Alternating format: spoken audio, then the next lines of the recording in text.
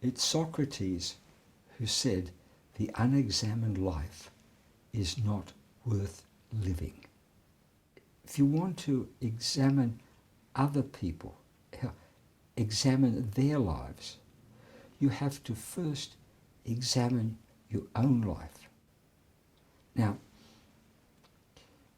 I, as it were, examined myself a great deal when I was a teenager, particularly my relationship with my mother and father, and brother, but especially with my mother. And I knew very early on, one of the reasons I went into psychiatry was to try to understand myself. Also, as a corollary, I always believed was to heal my mother. But that's another story we'll talk about. And so I knew that I had to find out more about myself if I was to find out about other people and help them. As I've said before, I early on went into intensive psychoanalysis for 6 years, five days a week, half my gross pay. And whatever I'd done before, as a result of the analysis, in its own way, I continue every day looking at what I am doing.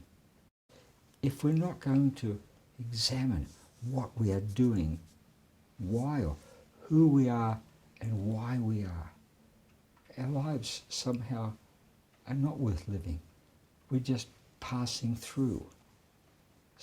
That's how I see it. So I feel very much, so if someone says to me, well, how can I learn your work? I would say, you have to have me or someone like me, first of all, help to examine you, to help you to examine yourself, and then you can help others. So it starts with aided self-examination. So the unexamined life means examined by someone else and then by yourself. And then it becomes a practice that one way or another you're doing all the time. It's just sort of functioning, who am I? What am I doing this? What am I really feeling? What have I really done? You're just looking at it all the time. I can't see any other way of going through life than doing that.